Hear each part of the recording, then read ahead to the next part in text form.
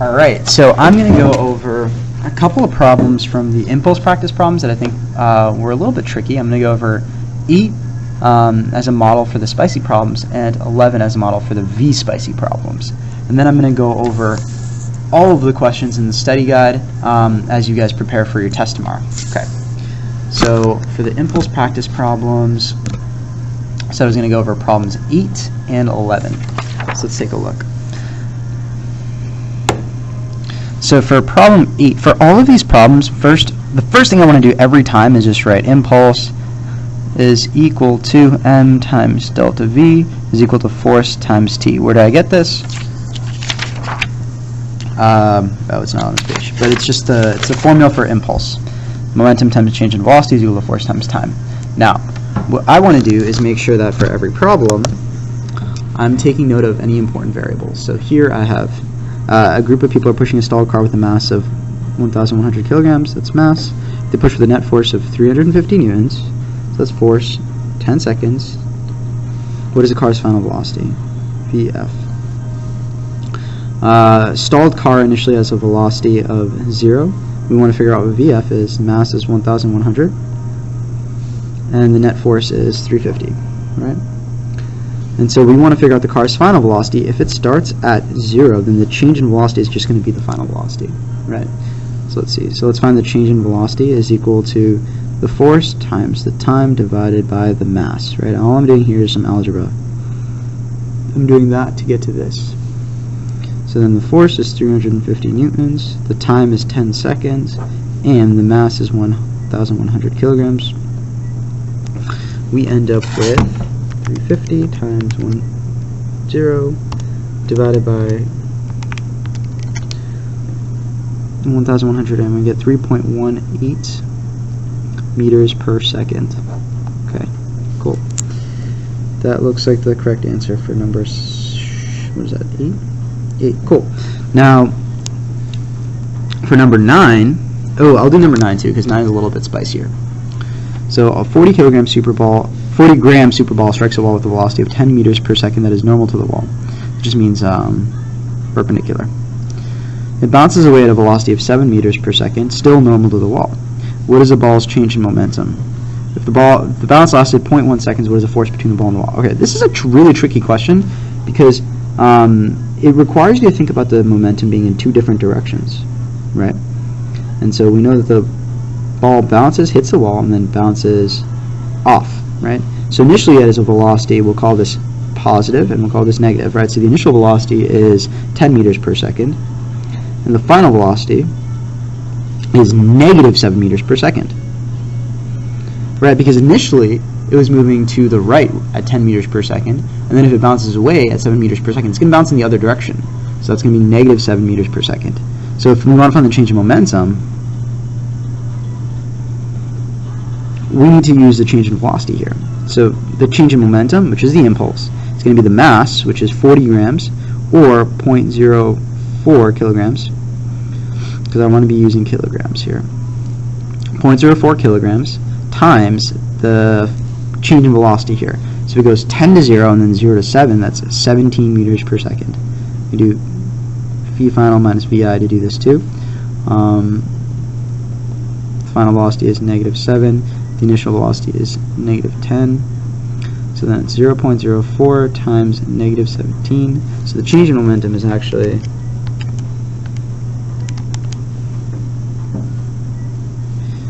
negative 0.68 roys, or kilogram meters per second, because it changes that much momentum going to the left.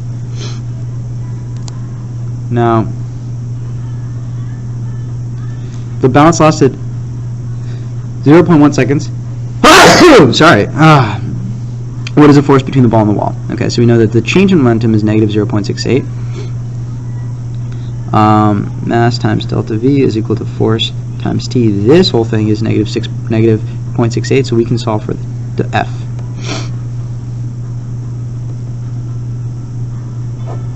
Over time. Time is 0.1 seconds.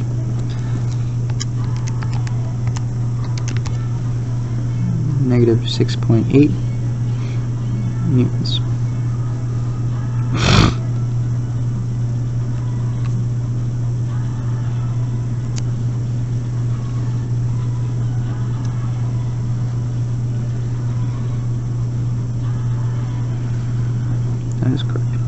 should be, the answer says negative 0.68, it should be negative 6.8.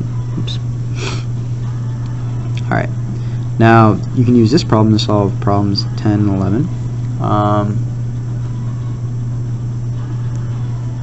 Another good example is problem 11, actually.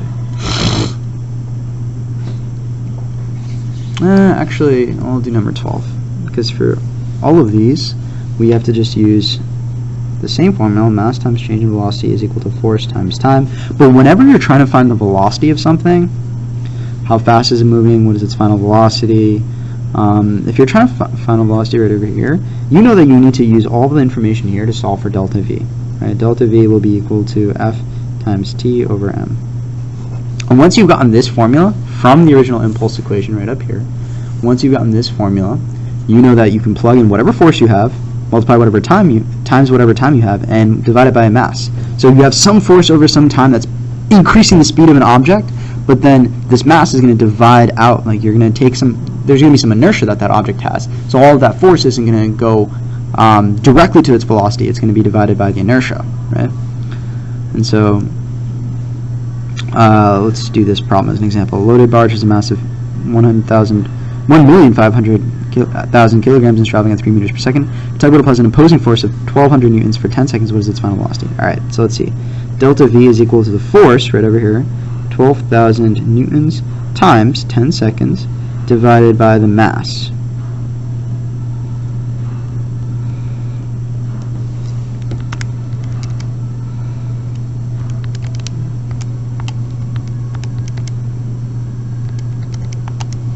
So that should say the change in velocity is 0.08 meters per second negative, because it's an opposing force, right? So tugboat applies an opposing force of 1,200 newtons for 10 seconds. What is its final velocity? So the velocity change is negative 0.08 meters per second. Then we know, and the initial velocity was 3 meters per second. Then that means that the final velocity is going to be 3 meters per second minus 0.08, so 2.92 meters per second. How long will it take to stop the barge? Well, it's going to take as long as it takes for the final velocity to be 0, or for the change in velocity to be exactly 3. So we need to say, alright, delta V is equal to force times time over m. We need to figure out time, and so t then is the unknown variable, so then t is equal to m times delta V over f. In this case we have the mass, and I'm not going to do the math, I'm just going to write it out over here. We have the mass 1.5 million, and then we have the change in velocity, because it has to go down to 3. It has to go down by 3, so negative 3 meters per second, and the force is going to be the same thing, 1,200. So then 15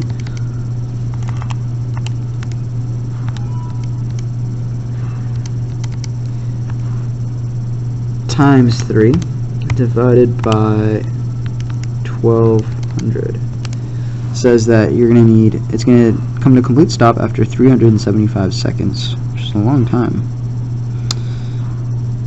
That's a long time. Now, how much force would a tugboat need to apply to stop it in 1 minute? That means now that we're solving for f, so we do the same thing, but we arrange the variables here for f. So how much force would a tugboat need to apply? We have the same equation, m times delta v is equal to f times t. It's just now that f is equal to m times delta v over t, and t is 1 minute, delta v is 3 meters per second, and m is 1.5 million. So basically all of these problems are just a matter of using this equation and then flipping it around a little bit. I'm probably not going to give you any I might give you one VV spicy question as a multiple choice on the test. But it won't be, this isn't going to be a lot of what the test is like. So make sure that you show your work for all of these, and if you want to get that 4 out of 4, you got to submit your work for all the problems and submit it. Alright. Now,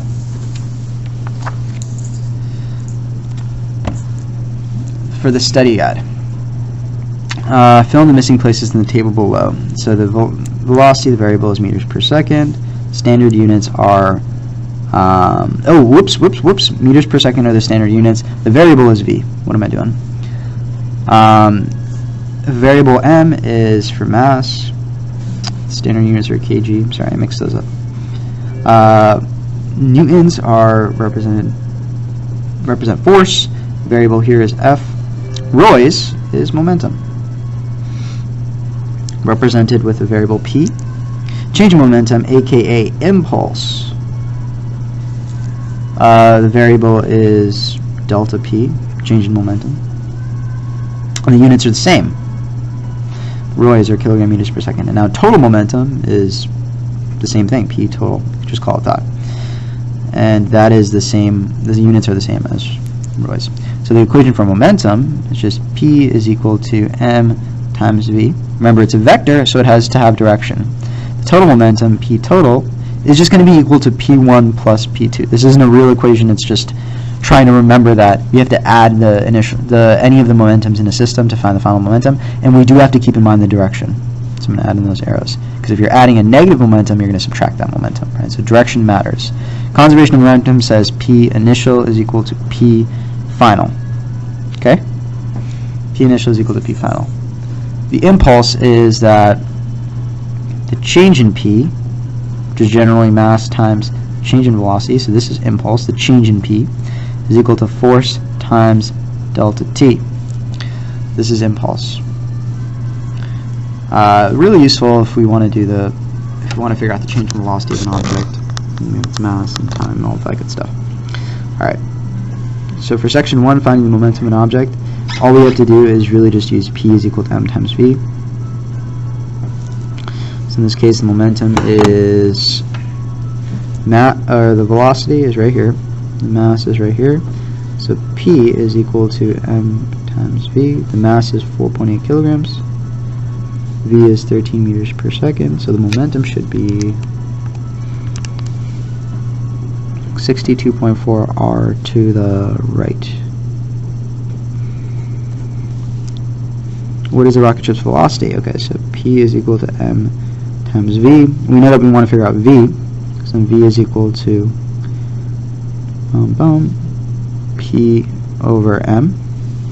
In this case, the mass is 110, the momentum is 2,200 kilogram meters per second up. We want to find the velocity, so if the momentum is 2,200 roys up, the mass is 110, then the momentum, or the velocity, will be 20 meters per second up. So remember to include magnitude and direction. Magnitude and direction. Okay. Car driving 45 meters per second along the highway and has a mass of 1,000 kilograms. A truck with a mass of 3,000 kilograms is also driving. So we'll call this V1, M1, M2. In order for the momentum to be the same, how fast must the truck be moving? So this, what is the velocity of the truck, basically? So then we know that if P car is equal to P truck, we know that P car is equal to the mass of the car times its velocity. The mass is 1,000. Its velocity is 45 meters per second. So the momentum for the car has to be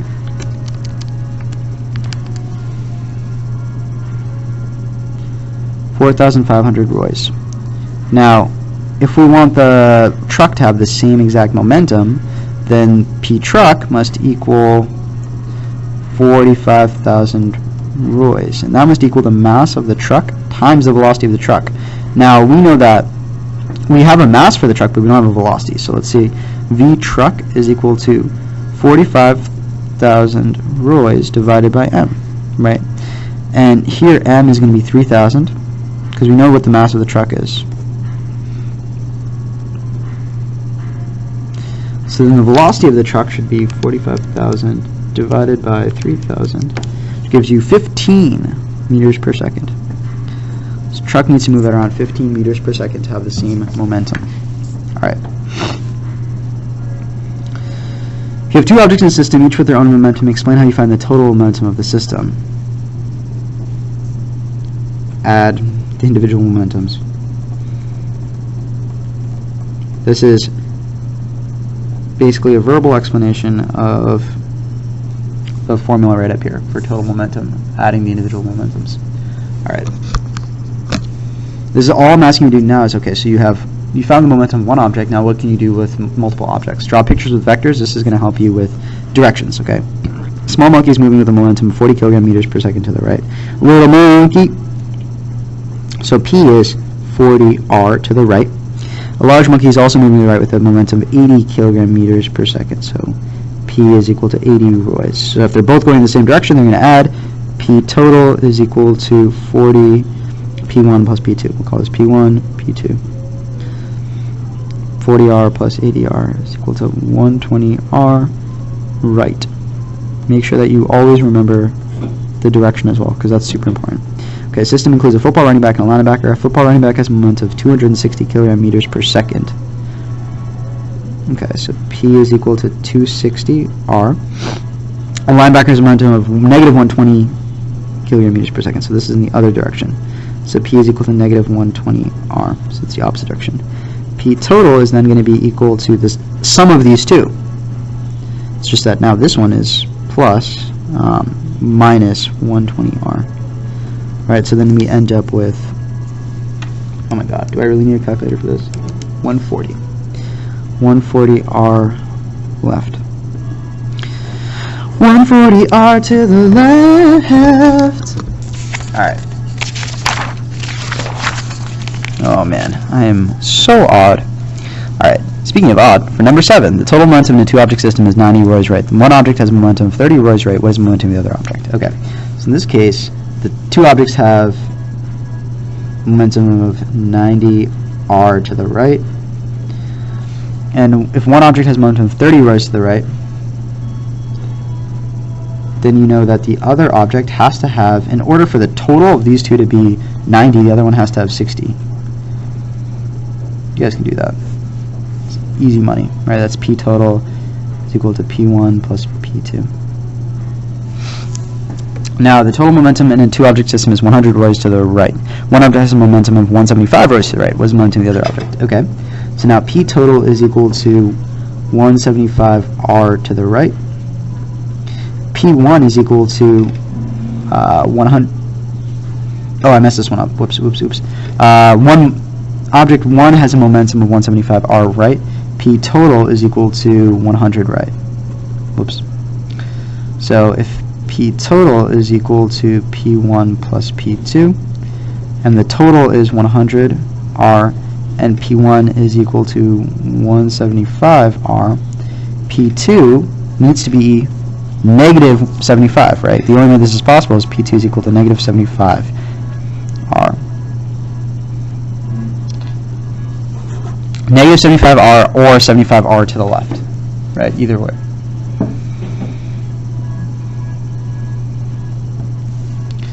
If the second object's mass is 4 kilograms, what is its velocity? So if it's P is equal to m times v, and P is 75r, negative 75r, and the mass is 4 kilograms, velocity is going to be equal to 75 divided by 4. For 4, so v is equal to 18.75 meters per second left. Calculate the total momentum in the system shown. Careful of direction. Okay, so then this momentum is equal to mass times velocity, 30r. Momentum here is equal to mass times velocity, but the velocity is negative, so negative 8r. So P total is equal to 22r. And I'm just going to say 22r right. In this case, P total is equal to, or P1 is equal to 5r, P2 is equal to 20r, P total is equal to 25r. Right, because you just add these two. Easy.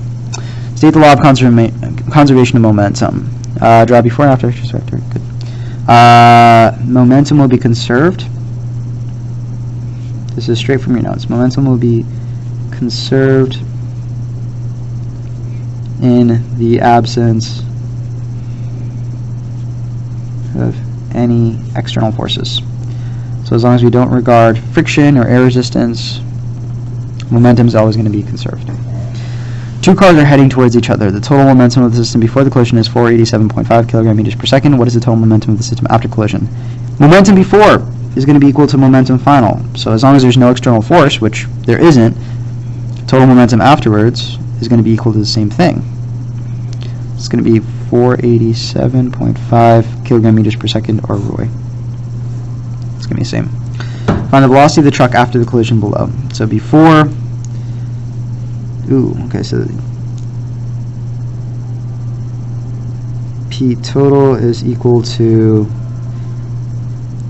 this is the only thing that's moving. So the total momentum in the before is based solely off of the big old truck.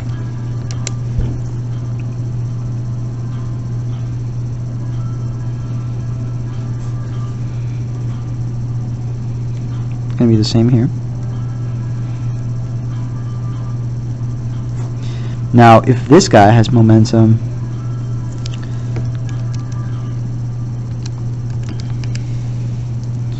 $1,500 or 15,000, sorry. Then, if the total is 30,000, then this guy also has to have a momentum 15,000 for it to add up, because that has to add up to that to get to that, because this is the same, right? Now, if the momentum is 15,000 and the mass is 3,000, we know that P is equal to M times V. V is equal to P divided by M. So we have 15,000 R divided by 3,000 kg. It's going to be equal to 5 meters per second.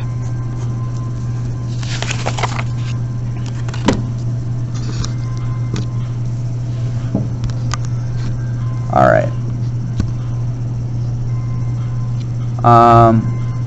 What I'm going to do is make another video with the solutions to these 4 problems, because now it's advisory, and I have time right now.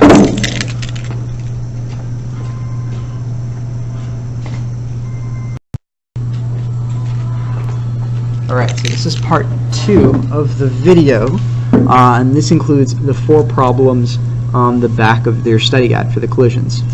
Okay, now in the previous video I went over the solutions from the previous page. In this video I'm going to go over the collisions. Okay, so I estimate this video will take around 10 minutes.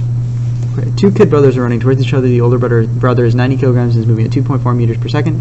The younger brother is 60 kilograms. The 2 brothers collide, come to a complete stop after the collision. How fast was the younger brother running? Okay, so you got 2 kids running at each other.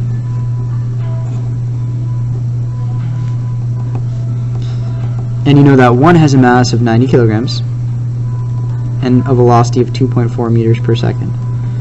The younger brother is 60 kilograms, the other brother. But you don't know their velocity. So you can figure out his momentum, but you don't know their momentum. So the total momentum before is still unknown. However, you know that they collide and come to a complete stop after the collision. So after the collision, if they come to a complete stop,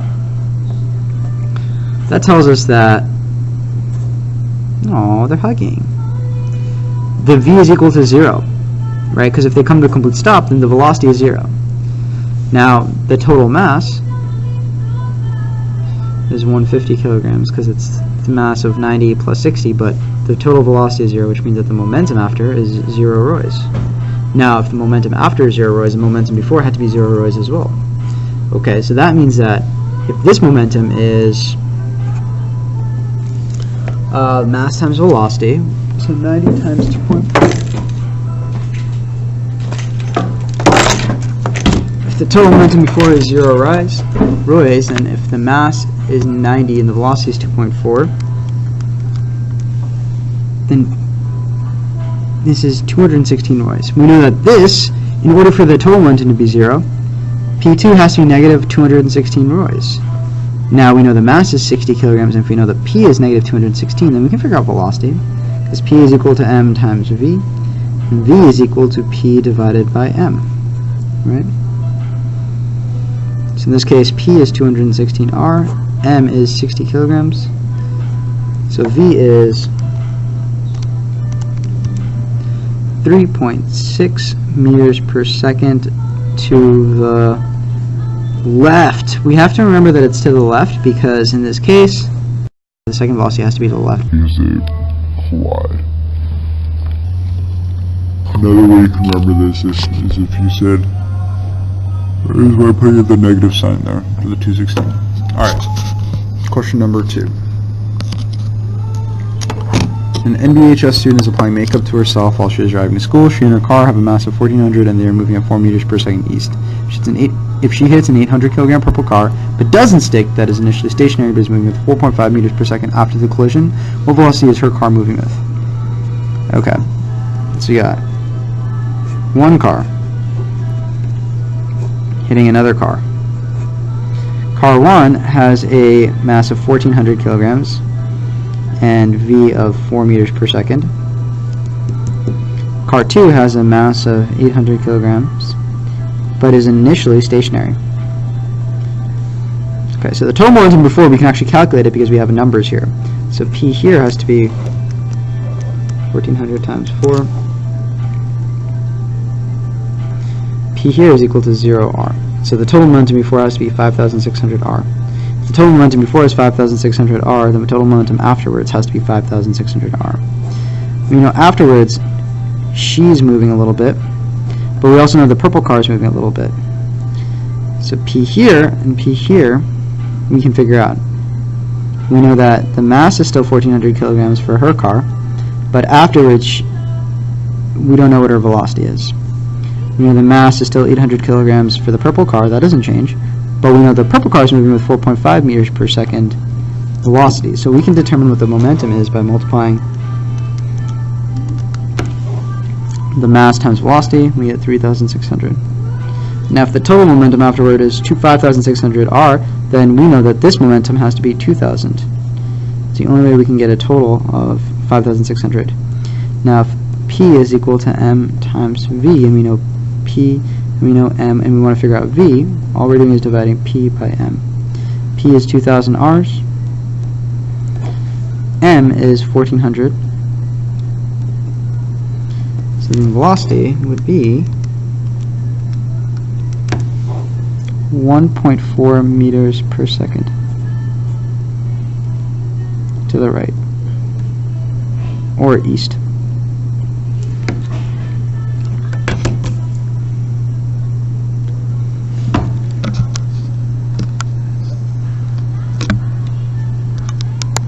Alright,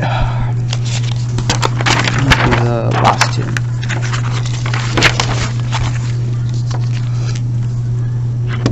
A 50-kilogram watermelon is sitting at rest on a picnic with a stick of dynamite inside of it. After the dynamite explodes, the watermelon splits into 2 huge chunks.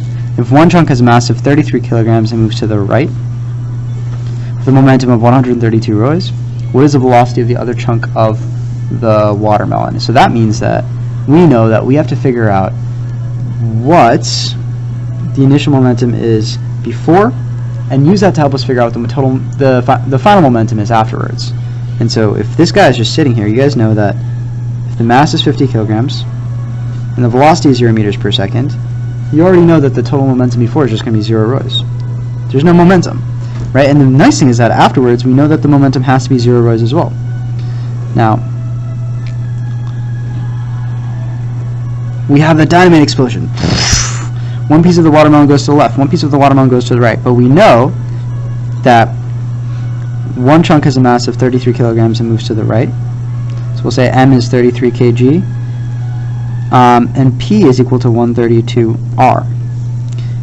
Now, we know the other piece of watermelon has to have a mass of something that adds up to 50. So we have to do 50 minus 33, and we get 17. But we know the momentum of the other guy has to add up. The momentum of both also have to add up to 0. Because if this is 132, then this has to be negative 132. Negative 132r. Right? Because the total momentum has to be 0. So if the momentum going to the left is negative 132, and the mass is 17 kilograms, we can find the velocity. Velocity is p over m. In this case, p is negative 132r over m, which is 17. So the velocity is 7.8 meters per second left. 7.8 meters per second left. Alright, now finally, we have a cue ball situation. Cue ball, 3 kilogram cue ball is shot at a stationary 3 kilogram black ball with a velocity of 4 meters per second. The collision is completely elastic. The cue ball comes to a stop after the collision. What is the final velocity of the black ball? Okay, so before the collision we have a cue ball.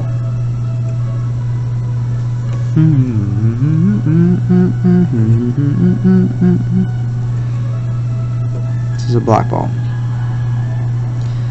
Stationary, so its velocity is 0 meters per second. This is moving with a velocity of 4 meters per second. Afterwards, the cue ball is stopped and the black ball is the one that's moving. We know that it's going to continue to have a mass of 3 kilograms, but we don't know its velocity. In this case, this is contributing no momentum because it has 0 velocity. This is going to give you 12 roys of momentum. Now 12 roys to the right. Afterwards, you know the total momentum also has to be 12 roys to the right. Always going to be equal. So if this is now, if it's come to a complete stop, this has no momentum. So you don't actually have to worry about that. So you know this black ball got all of the momentum. And so if we know the mass is 3 kilograms, the momentum is 12, the only velocity that it could have is 4. Right, because P is equal to M times V. V is equal to P divided by M. If the P is 12R and the mass is 3 kilograms, the velocity is 4 meters per second. To the right. It's the same. The velocity of the black ball is the same as the velocity of the cue ball. All right. Let me know if you have any questions.